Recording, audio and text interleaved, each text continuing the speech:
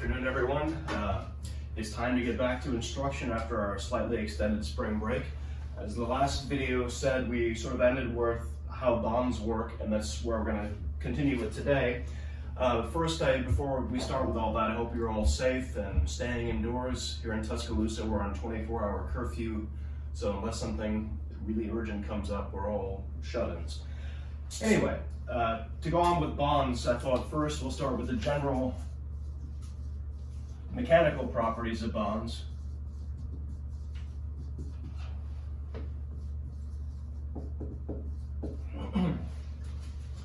So clearly we need to have some sort of attractive force for there to be a bond.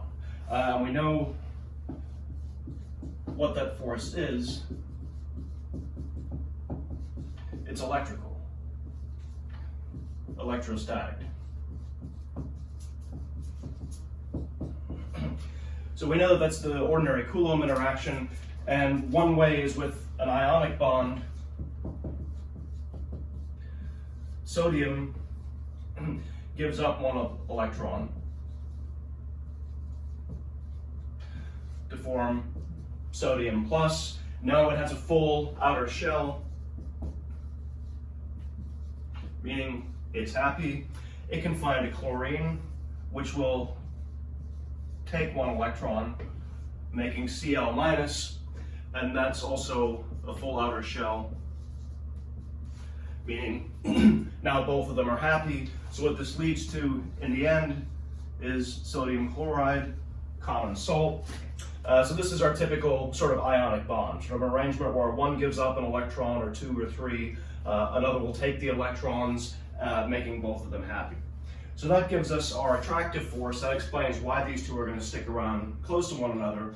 The question is, if there are positive and negative charges, why don't they just keep attracting each other? Why aren't the two atoms like right on top of one another? Whereas we know in the sodium chloride that the two atoms are spaced something like a quarter of a nanometer apart in a nice regular cubic lattice. So why do they not just keep getting closer and closer together? Well, one thing is that the electrostatic force isn't the only thing that's going on. There's also sort of a dynamical force. The electron clouds from the two atoms are going to start getting distorted when they get too close together. There's just not enough space between anymore. And what that's going to do is allow the protons to see each other a little bit better, leading to a repulsive force. So what typically ends up happening is there's a long-range attractive force, that's the electrostatic part, and a short-range repulsive force that lead to an overall equilibrium where at some point the two balance, you have zero force, a minimum of energy, and that dictates what the spacing of that particular bond is, and that's what leads to the spacing of the sodium chloride crystal. So what does that look like in general? Well, first, the energy versus separation.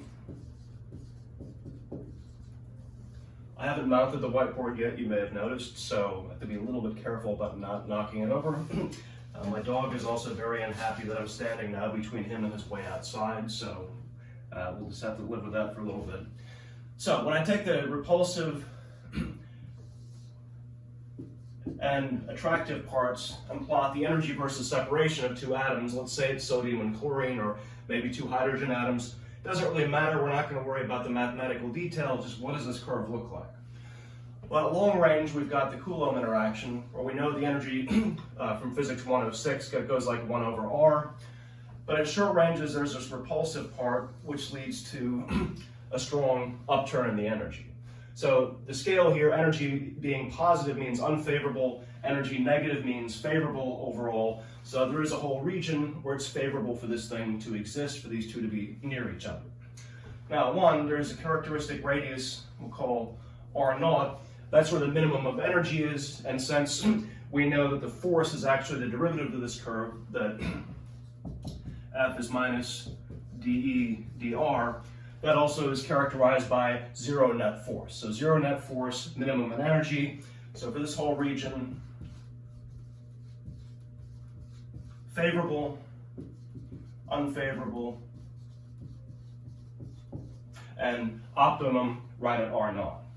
That means there's also some other critical radius we'll say is R sub C. That's a critical radius. The two things are not going to get any closer together than that, because above that we would end up breaking the molecule in some way because the overall energy is positive. All right, but the other characteristic thing, sort of the key points, that one, energy goes to 0 for large separations, which makes some sense. It's an attractive force overall between the critical radius and an infinite distance away. That means in this range it's favorable for the two things to come together and form a bond. It's repulsive below that critical, where this change of slope is here at less than the equilibrium radius R0. At that point, it's a repulsive interaction. You can see the negative slope would give us a repulsive force. And there's a minimum energy at R equals R0. So overall, this is what it looks like. The other sort of neat thing about this, if we zoom in on this region right here, what we have is a restoring force. Now, one way to look at that is if you imagine this not as the energy of separation between two atoms, imagine this as a literal landscape where it would be, say, the gravitational potential energy. You know what happens at this spot. If you nudge a little bit to the right, the force pushes you back down to the left, and vice versa. That makes it a restoring force. The other way you could think about this is that since this is some concave up function, and you know the slope goes to 0 there, the lowest order approximation to whatever this function is has got to be just some constant, which we don't care about, plus a parabolic term. There's no overall linear term for reasons we'll get to, but I could approximate this by a parabola, meaning energy is proportional to change in radius squared, which is exactly what happens for a mass spring system. So basically, as long as the general form of this thing looks like this, and for reasons we'll go into a little bit more detail in a few minutes, we can model the bond between two atoms as a mass in a spring system. So let's stop there and keep these as kind of short videos. And what we're going to do next is then go back and look at what happens if I try to compress this solid. Can I figure out how to calculate the general mechanical properties of bonds from knowing about the properties of this curve? The answer is obviously yes, or I wouldn't have brought it up. So stay tuned, we'll have another video coming up shortly.